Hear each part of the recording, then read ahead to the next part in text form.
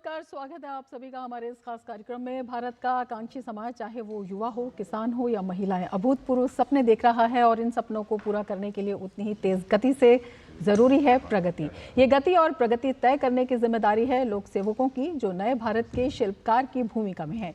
ये कहते हुए पीएम मोदी ने 17वें लोक सेवा दिवस के अवसर पर दिल्ली के विज्ञान भवन में लोक सेवकों से पुरानी प्रणालियों को छोड़कर वैश्विक चुनौतियों के साथ तालमेल बिठाने और जमीनी स्तर पर योजनाओं के प्रभाव को बढ़ाने का आह्वान किया।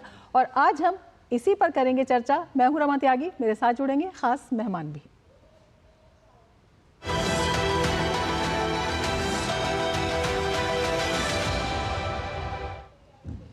चर्चा की शुरुआत करेंगे, लेकिन उससे पहले आपको बता दें, इस वर्ष प्रधानमंत्री ने लोक सेवकों को जिलों के समग्र विकास, आकांक्षी ब्लॉक कार्यक्रम और नवाचार की श्रेणियों में 16 पुरस्कार भी प्रदान किए। प्रधानमंत्री नरेंद्र मोदी ने लोक सेवकों से नागरिक देवो भव के भाव से काम करने का आह्वान किया। देखते हैं यह खास रिपोर्ट। प्रधानमंत्री नरेंद्र मोदी ने 17वें लोक सेवा दिवस के अवसर पर विज्ञान भवन में लोक सेवकों को संबोधित किया और कहा कि भारत आज शासन, पारदर्शिता और नवाचार में नए मानक स्थापित कर रहा है।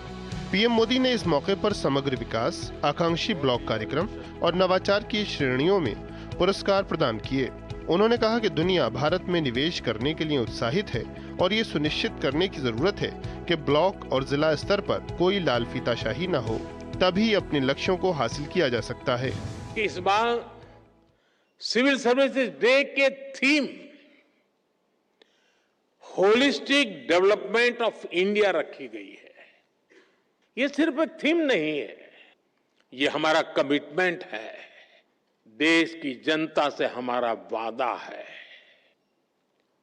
होलिस्टिक डेवलपमेंट ऑफ इंडिया यानी नो विलेज लेफ्ट बिहाइंड,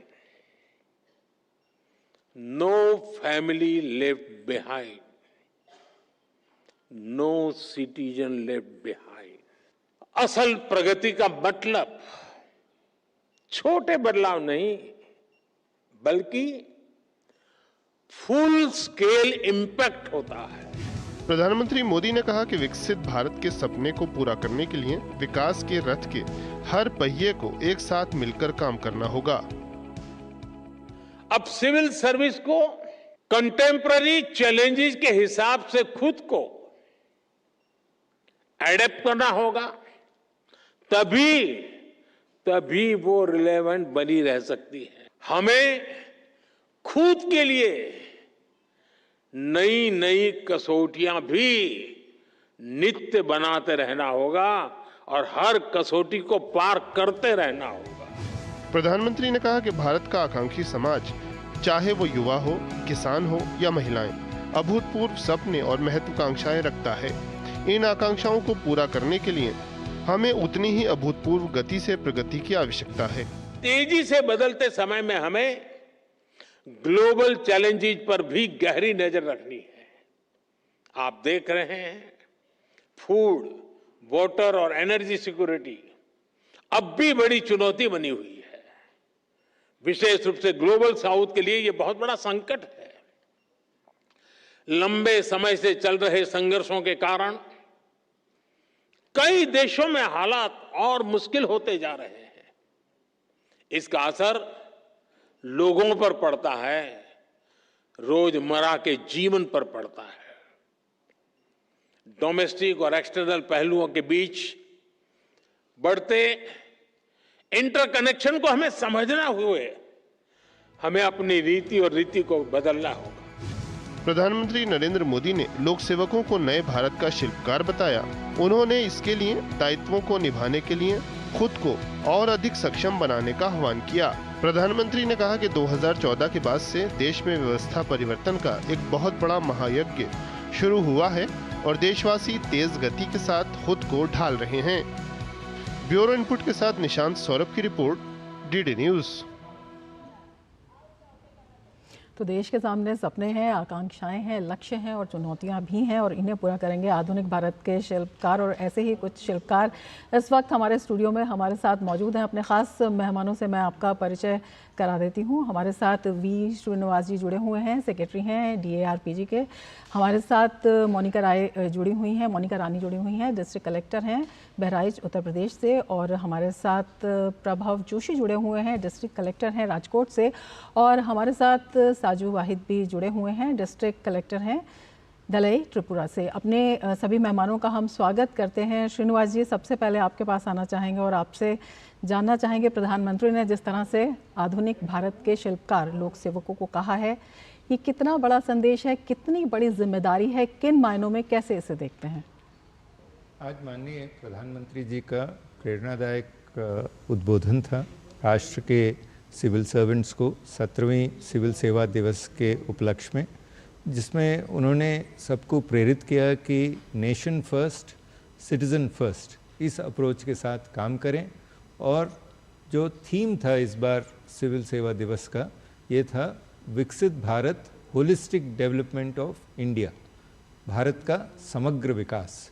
और इसमें जो इफ़ेक्टिव पॉलिसी मेकिंग के लिए social equity, justice, transparency, accountability, इन सब को ध्यान में रखते हुए सैचुरेशन अप्रोच के आधार पर सारे प्रायोरिटी सेक्टर स्कीम्स को लागू करने के लिए उन्होंने मंत्र दिया है। साथ साथ ये भी कहा है कि प्रधानमंत्री उत्कृष्टता पुरस्कार जो इस अवसर पर वितरित किए गए हैं, उस स्कीम को इसी ब्रॉडर थीम के पर्सपेक्टिव में रिस्ट्रक्चर किया गया, ताकि डिस्ट्रिक्ट कलेक्टर्स सारे प्रायोरिटी सेक्टर प्रोग्राम्स में क्यूमुलेटिव प्रोग्रेस को देखते हुए मापदंड बनाए गए, जिसको देखते हुए पुरस्कार प्रदान किए गए हैं। बिल्कुल, हमारे साथ मोनिका जी भी जुड़ी हुई है। मोनिका जी, आपके पास आना चाहेंगे और आपसे जानना चाहेंगे, अगर आपकी बात करें तो हमारे स्टूडियो में साक्षात महिला सशक्तिकरण की आप मिसाल हैं। एक बड़ा संदेश आपकी उपस्थिति से ये जाता है। आपसे सबसे पहले ये जानना चाहेंगे कि सेवा से संतृप्तिकरण अभियान जो आपकी प्रायोरिटी में रहा है, ये किस तरह से संभव हुआ? क्या कुछ इस अभियान के तहत किया गया? इसमें सेवा से संतृप्तिकरण जो अभियान था, इसका मुख्य उद्देश्य जैसा कि माननीय प्रधानमंत्री जी के द्वारा अपने संबोधन में कहा गया कि जो सेवा है वो बिल्कुल आखिरी छोर तक जाना चाहिए। लगातार हमारे सामने ऐसे प्रकरण आते हैं कि जिले के ही अंतर्गत कुछ दूरस्थ क्षेत्र ऐसे होते हैं जहां पर शिक्षा, स्वास्थ्य या वित्तीय समावेशन की जो योजनाएं हैं उन्हें आखिरी व्यक्ति तक पहुंचाने की ज़रूरत पड़ती है। तो इसी के दृष्टिगत एक ऐसी व्यवस्था की गई जहां पर 25 विभागों की 40 सेवाएं जो हैं वो दूरस्थ क्षेत्रों में प्रदान की जाती थी। अक्सर ये देखा जाता है कि काम हो जाता है लेकिन पोर्टल इत्यादि पे फीडिंग नहीं हो पाती, या कोई गरीब व्यक्ति होता है, सूचनाओं के अभाव में कौन से प्रपत्र लगने हैं, कहाँ से सेवाएं लेनी है, ये जानकारी का अभाव रहता है। तो एक तरीके से कहिए कि प्रशासन आपके द्वार इस कार्यक्रम को लागू करते हुए सभी अधिकारी एक गांव के जो क्लस्टर हैं जिसमें 10 से लेकर 15 तक गांव होते हैं, वो वहां जाते हैं और शिक्षा के, स्वास्थ्य के, वित्तीय समावेशन की जितनी भी योजनाएं हैं उनको वहां प्रदान करते हैं और इसके साथ साथ पोर्टल पे फीडिंग करते हैं, जिसमें सबसे बड़ा लाभ ये होता है कि जो हमारे माननीय जनप्रतिनिधि हैं उनके साथ में समन्वय अच्छा होता है। इसके साथ साथ जो मीडिया है या जो अन्य अंग हैं लोकतंत्र के, वो भी अपने समक्ष देखते हैं कि किस प्रकार सेवाएं प्रदान की जा रही हैं। और जैसा कि माननीय प्रधानमंत्री जी ने अपने संबोधन में कहा कि गांव का जो आखिरी व्यक्ति है उस तक प्रकाश की किरणें पहुंचनी चाहिए, तो सेवा से संतृप्तिकरण के माध्यम से वही एक प्रयास किया गया। बिल्कुल, प्रभव जोशी जी भी हमारे साथ हैं जो डिस्ट्रिक्ट कलेक्टर हैं राजकोट गुजरात से। प्रभव जी, आपसे जानना चाहेंगे, जब हम लास्ट माइल डिलीवरी की बात करते हैं ये अपने आप में कितना अहम हो जाता है, और जब ज़िलों की बात की तो राजकोट का नाम भी प्रधानमंत्री ने लिया। जी, राजकोट में हमने लगभग 9 में से 11 जो स्कीम्स चयनित थी उसमें हमने सैचुरेशन प्राप्त किया है। इसके पीछे जो विकसित भारत यात्रा माननीय प्रधानमंत्री श्री ने लॉन्च करी थी, उससे काफ़ी हमें महत्वपूर्ण उससे में योगदान मिला। हर गांव में जा के हमने कैंप्स किए, हर वार्ड में हमने जाके कैंप्स किए और लास्ट माइल डिलीवरी के लिए टेक्नोलॉजी का उपयोग करके, साथ ही साथ कुछ सेवाओं के अलावा जन जागरूकता के भी कार्यक्रम ज़रूरी होते हैं। तो नई टेक्नोलॉजी का निदर्शन जैसे कि खेतों में ड्रोन से नेचुरल फार्मिंग कैसे की जा सकती है, महिलाओं को कैसे डिजिटल ट्रांजैक्शन की तरफ प्रेरित किया जा सकता है, युवाओं को जो ड्रग्स हैं उनके दुष्परिणाम से कैसे दूर रखा जा सकता है।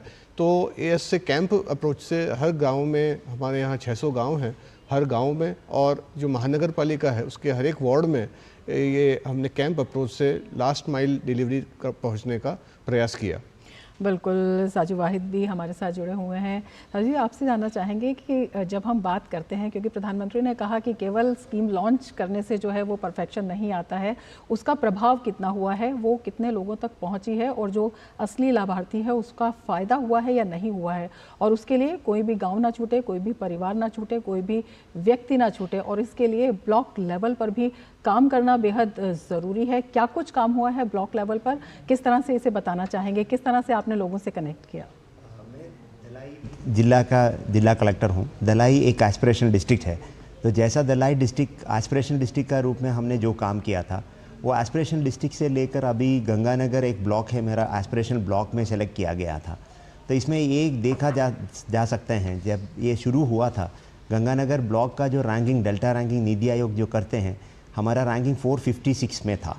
पिछले 2 साल में जैसे भी हमने काम किया था, बहुत सारे KPI हमको दिया गया था, इसमें बहुत सारा काम किया था, बहुत मेहनत करके काम किए थे, और इसके वजह से सितंबर 2024 में जब रैंकिंग आया था, गंगानगर उठकर 3 नंबर में आया था पूरा भारत में। और इसमें सारे जो भी KPIs में हमने बहुत मेहनत किया था, जैसा प्रेग्नेंट गर्भवती माँ का जो ANC रजिस्ट्रेशन वो 76% था, उसको 100% कर दिया गया। फार्मर के साइड में सॉइल हेल्थ कार्ड हमने कुछ भी नहीं दिए गए थे इस ब्लॉक में, उसको 100% कर दिया गया। और न्यूट्रिशन जो गर्भवती माँ और बच्चों को देना था, उसका भी बहुत ही कमी रेट में थे ये ब्लॉक में, उसका भी हमने 100% सैचुरेशन लेके गए। और इसमें मैं एक का बोलना चाहता हूँ, जैसे माननीय प्रधानमंत्री जी ने बोला था, वो जिस कहावत नहीं होता है, जैसा NCD स्क्रीनिंग के बारे में, तो बहुत ही कम रेट में था, 0% के आसपास ही NCD स्क्रीनिंग होते थे। तो उसको हमने बहुत सारा इनिशिएटिव्स लेना पड़ा, हमारा आशा वर्कर को, आंगनवाड़ी वर्कर को मोबिलाइज करना पड़ा, और उसके बाद हेल्थ इंस्टीट्यूशन का जो भी हॉलीडेज़ है इसको बदलना पड़ा, मार्केट डे के रूप में करना पड़ा, मार्केट डे के साथ करना पड़ा, और अलग अलग स्कीम चालू करना पड़ा। और उसके वजह से ये जो ब्लॉक है बहुत जनजाति इलाका है और 100% ट्राइबल डोमिनेटेड एक ब्लॉक है, इसलिए तो हमने अलग अलग तरीके हैं इम्प्लीमेंट करके वो NCD स्क्रीनिंग भी हमने 100% किया। ऐसे लास्ट माइल तक जितने भी स्कीम्स हैं वो पहुंचने का पूरा प्रयास किया है। वो सिर्फ स्कीम का नाम पे नहीं, वो काम कामयाबी करने के लिए भी बहुत कोशिश हुआ है। और ये एस्पिरेशन ब्लॉक प्रोग्राम अभी जाकर PM जनमन के रूप में और बाकी जो समूह में कर रहा हूँ, तो बहुत पीड़ित लोग रहते हैं, उनके लिए बहुत फ़ायदेमंद है। बिल्कुल। श्रीनिवास जी, आपसे समझना चाहेंगे, प्रधानमंत्री ने कहा कि पहले जो ब्यूरोक्रेसी का रोल था वो एक रेगुलेटर के रूप में था, लेकिन अभी वो ग्रोथ के फैसिलिटेटर के रूप में है। ये जो ट्रांसफॉर्मेशन है, ये अपने आप में कितना अहम है, कितना ज़रूरी है और कितना प्रभावी भी है जब हम विकसित भारत की यात्रा में सभी के समावेशन की बात करते हैं? माननीय प्रधानमंत्री जी अपने उद्बोधन में ये कहा है कि डेवलपमेंटल रोल पर ज़्यादा जोर दें और डेवलपमेंटल एडमिनिस्ट्रेशन के लिए समझने की और आवश्यकता है। और ख़ास करके उन्होंने एस्पिरेशनल डिस्ट्रिक्ट प्रोग्राम का उदाहरण दिया। एस्पिरेशनल डिस्ट्रिक्ट प्रोग्राम ज़िला स्तर पर होता था, उसके बाद एस्पिरेशनल ब्लॉक प्रोग्राम जो और भी छोटा एडमिनिस्ट्रेटिव लेवल पर तक लेके जा पाए हैं। और उसके बाद उन्होंने कहा है कि जो कम्युनिटी लेवल पे हैं, जिस प्रकार से PM जनमन का कार्यक्रम है, community development, self help groups के माध्यम से काम करने की आवश्यकता है। तो डेवलपमेंटल एडमिनिस्ट्रेशन के प्रति ज़्यादा से ज़्यादा रिस्पॉन्सिबिलिटी लेने के लिए सिविल सर्विसेज को उन्होंने प्रेरणा दिया है। बिल्कुल, अपने आप में बेहद अहम हो जाता है। मोनिका जी, आपसे इसी प्रेरणा के बारे में पूछना चाहेंगे। जब हम समग्र भारत के विकास की बात करते हैं और जब हम उन लोगों के पास जाते हैं जो वंचित रहे हैं, जिनके लिए योजनाएं बननी है, जिनके लिए बनी है, बहुत सारे चैलेंजेस भी इसमें आते हैं, प्रधानमंत्री ने भी उसका जिक्र किया। किस तरह से इस राह में आपने इसको कोप अप किया और किस तरह से आपके एक्सपीरियंसेस रहे? कब आपको लगा कि आपके काम से आपको काफ़ी सेटिस्फेक्शन हुआ है? जैसा कि जनपद बहराइच है वो नेपाल बॉर्डर के साथ 110 किलोमीटर की उसकी सीमा लगती है। इसके साथ साथ जो ज़िला बहराइच है वो एक आकांक्षात्मक जनपद भी है और 2019 में मल्टी डायमेंशनल पॉवर्टी में सबसे नीचे था।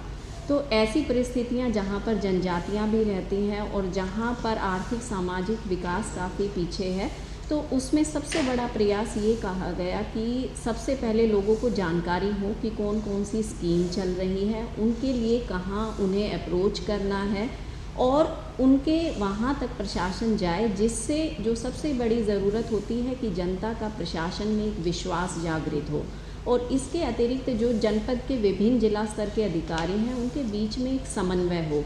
अक्सर कई बार देखने को मिलता है कि शिक्षा विभाग है, स्वास्थ्य विभाग है या जो अन्य विभाग हैं उनके बीच में समन्वय की आवश्यकता पड़ती है। तो जहाँ पर ग्रामीण अर्थव्यवस्था है वहाँ पर लोगों तक पहुँच बनाने के लिए सबसे ज़्यादा ज़रूरी होता है समन्वय बना के रखना और जितने भी लोकतंत्र के जितने भी पार्ट हैं उनको एक साथ में संजो के रखना, ताकि इसके साथ साथ तकनीक का भी बेहतर ढंग से इस्तेमाल हो सके कि तकनीक के माध्यम से किस प्रकार से उनकी शिकायतों का निस्तारण अच्छे तरीके से किया जाए। हम लोगों ने जो सेवा से संतृप्तिकरण किया उसके बाद विकसित भारत की जो संकल्प यात्रा थी उसमें जनपद बहराइच ने सर्वोत्कृष्ट प्रदर्शन किया और इसके साथ साथ विगत दिनों में जो सुशासन दिवस भी था उसमें भी जन शिकायतों के निस्तारण में और सर्विस डिलीवरी में जो है वो जनपद बहराइच काफ़ी अच्छे ढंग से रहा। इसके साथ साथ कुछ महिलाओं से संबंधित एक ऐसे उत्कृष्ट उदाहरण मिले कि उन्होंने अंतर्राष्ट्रीय स्तर पर, राष्ट्रीय स्तर पर अपनी उपलब्धियां अर्जित की। अगर महिलाएं इस प्रकार का एक उदाहरण बनती हैं तो एक ग्रामीण परिवेश में अन्य महिलाओं के लिए, अन्य एसएचजीज के लिए एक प्रेरणा का काम करते हैं। तो इस प्रकार से सभी लोगों के समन्वय से, सभी टीम भावना से प्रशासन को चलाया गया और जो भी क्योंकि 2023 में जिलों की समग्र विकास की श्रेणी में जनपद बहराइच का चयन हुआ है, तो विभिन्न टीमों के समन्वय से ही यह संभव हो पाया। बिल्कुल, इसी समन्वय पर आगे भी हमारी चर्चा जारी रहेगी, लेकिन उससे पहले ले लेते हैं एक ब्रेक। आप जुड़े रहिए डीडी न्यूज़ के साथ।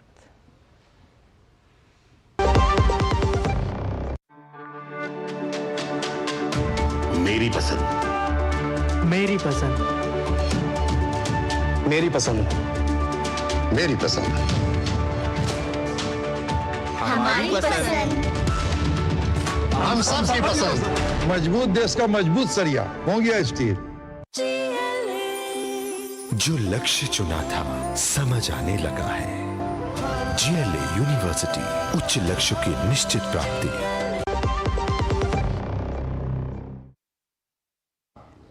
ब्रेक के बाद फिर से आपका स्वागत है। और जिस तरह से हम बता रहे हैं कि लोक सेवक दिवस पर प्रधानमंत्री ने आज खासा फोकस किया कि लास्ट माइल डिलीवरी जो है वो बेहद ज़रूरी है और इसके लिए बेहद ज़रूरी है एक संवेदनशील प्रशासन। और इसमें तमाम ऐसी चीज़ों की बात की उन्होंने कि किस तरह से इसका समावेशन किया जा सकता है और किस तरह से इसको इम्प्लीमेंट किया जा सकता है और ये इम्प्लीमेंटेशन कितना ज़रूरी है। और जिन लोगों ने इम्प्लीमेंटेशन इसका किया है उनको पुरस्कृत भी किया। हमारे साथ 4 खास मेहमान इस वक्त जुड़े हुए हैं। प्रभु जी, आपके पास आना चाहेंगे और आपसे जानना चाहेंगे, प्रधानमंत्री ने कहा कि आज का युग जो है वो तकनीक का युग है और तकनीक में जब हम तकनीक की क्रांति की बात करते हैं तो यह अपने आप में काफ़ी जो है महत्वपूर्ण हो जाता है। किस तरह से जब हम अंतिम व्यक्ति की बात कर रहे हैं उसे भी तकनीक से जोड़ा जा रहा है, चाहे वो गांव का एक ग्रामीण व्यक्ति है, चाहे किसान है, महिला है, युवा है, कैसे इस दिशा में काम किया जा रहा है और किस तरह से इससे उन लोगों के सपनों को पूरा करने का काम किया जाएगा, किस तरह की सोच है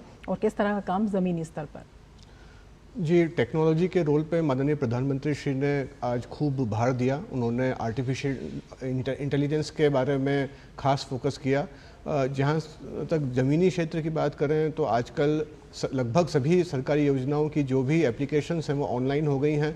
शुरुआत में जो सरकारी वेबसाइट्स आई थी वो सिर्फ इन्फॉर्मेशन देने का काम करती थी, परंतु अब वो इंटरेक्टिव हो गई हैं और लगभग सभी जो एप्लीकेशंस हैं वो डिजिटली की जा सकती हैं। उसके बाद डिजिटल वेरिफिकेशन का जो मुद्दा आया तो उसमें आधार इनेबल्ड वेरिफिकेशन से आजकल सारी अर्जियों का सत्यापन किया जा रहा है।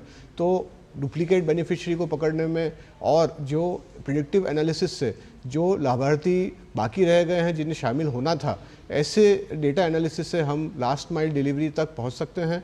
साथ ही साथ जो आज दूसरे इनोवेटिव प्रोजेक्ट्स जिनको सम्मानित किया गया, उसमें face recognition technology, artificial learning, large language models वगैरह से कैसे हम भविष्य की ज़रूरतों को अभी से प्रेडिक्ट कर सकते हैं, इस दिशा में आगे और भी काम किया जाएगा। बिल्कुल। साजवाही जी, आपके पास आना चाहेंगे और आपसे समझना चाहेंगे, प्रधानमंत्री ने एक और बेहद महत्वपूर्ण बात कही। उन्होंने कहा कि जिस तीव्र गति से बदलाव हो रहा है देश में भी और दुनिया में भी, उसी हिसाब से हमें अपने जो काम है उसकी स्पीड को, उसके पेस को बढ़ाने की ज़रूरत है और तमाम जो चैलेंजेस हैं उनको भी समझने की ज़रूरत है। तो किस तरह से नई कसौटियाँ उन्होंने बनाने की बात कही। उन्होंने कहा जो सिविल सर्वेंट हैं वो अपनी कसौटी जो है खुद बनाएं अपने काम के हिसाब से, और तमाम जिस तरह से आप बता रहे हैं कि ब्लॉक लेवल पे आपने लगातार काम किया है, लोगों को जोड़ा है, तो उसमें ये कसौटियाँ किस तरह से बनते हुए दिखाई देती हैं और किस तरह से चैलेंजेस आपके सामने भी आए, आपके अनुभव भी हम जानना चाहेंगे। माननीय प्रधानमंत्री जी ने बहुत वैल्यूबल पॉइंट इस बातें में बोला था। पिछले सदियों में और पिछले सालों में क्या हुआ था इसके ऊपर सोचने का टाइम नहीं है अभी। 2047 में विकसित भारत करने के लिए आप कितना दूर बाकी है और वहाँ तक पहुँचने के लिए आपका तेज़ी कितना बढ़ाना है और क्या करना पड़ेगा, इसके बारे में सोचना है और सोचकर उसके ऊपर काम करने के लिए बोला था। ये सिर्फ जिला स्तर पर और ब्लॉक लेवल पर हर गांव पर हर परिवार को और हर नागरिक को भी आगे साथ में लेके जाकर हॉलिस्टिक तरह के सोचकर आगे बढ़ने के लिए बोला गया था। और उसके साथ साथ उन्होंने बोला था जैसा हमने aspiration district programme aspiration programme किया था, उसे हमारा हर एक ज़िले में छोटे छोटे समूह हो सकता है, उसको कैसे हम आगे लेके जा सकते हैं सो दैट हमारा जो पूरा होलिस्टिक डेवलपमेंट पूरा भारत के लिए लेके जा सकते हैं। तो इसलिए कसौटी जो भी बनाना है हमारा ज़िले के ऊपर और ब्लॉक के ऊपर नीति आयोग के सहायता से बहुत सारे प्रोग्राम्स हम करके आ रहा हूँ। इसमें से एक के बारे में मैं बोलना चाहता हूँ। नीति आयोग के दौरान गंगानगर ब्लॉक में एक पंचायत है गंगानगर विलेज कमेटी, और जिसमें हमारा क्लाइमेट रेसिलिएंट विलेज डेवलप करने का प्रोग्राम शुरू किया है। जैसे हमने वहाँ पे एक एक काम आगे बढ़ते जा रहे हैं, जैसा अमृत सरोवर का निर्माण कर रहा हूँ और इलेक्ट्रिक मोबिलिटी का आगे बढ़ावा दे रहा हूँ, सोलार एनर्जी में बढ़ावा दे रहा हूँ और जल शक्ति योजना के अंतर्गत पानी का रिचार्ज करने का काम कर रहा हूँ।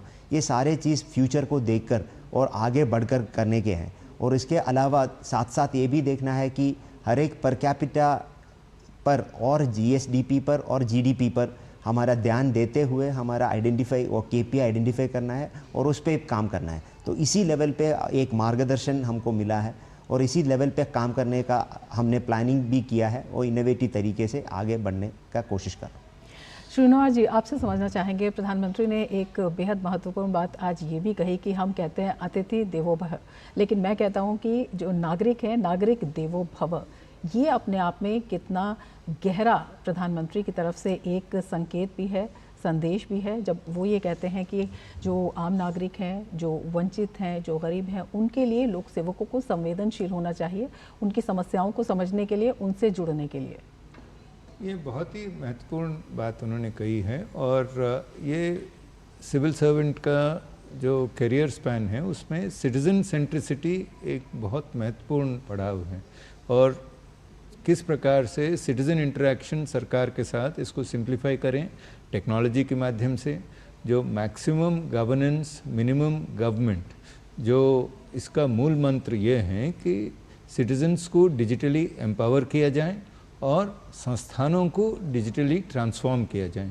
तो इसके प्रति कई महत्वपूर्ण कदम उठाए गए हैं। यूपीआई एक बहुत बड़ा कदम है, आधार है और डिजिटल प्लेटफॉर्म्स कई रूप से बनाए गए और ग्रीवेंस रिड्रेसल सिस्टम्स को आधुनिक किया गया। फेस ऑथेंटिकेशन के माध्यम से डिजिटल लाइफ सर्टिफिकेट कैंपेन्स के तहत पेंशनर्स को पर्सनल लेवल तक मोबाइल के माध्यम से दिया गया है। जनधन आधार मोबाइल ट्रिनिटी लागू किया गया है।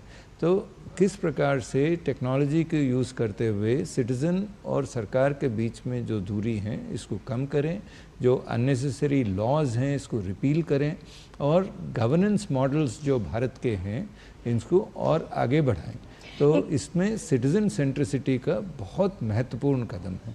तो इसके ऊपर उन्होंने कई फोकस लाने के लिए ये बात कही है। बिल्कुल, प्रधानमंत्री ने लाल फीताशाही का भी जिक्र किया और उन्होंने कहा कि इस पर भी जो लगाम है वो बहुत ज़रूरी है। किस तरह से इसमें भी पहले के मुकाबले बदलाव आया है? जी हाँ, ये भी बहुत बड़ा बात उन्होंने कही है।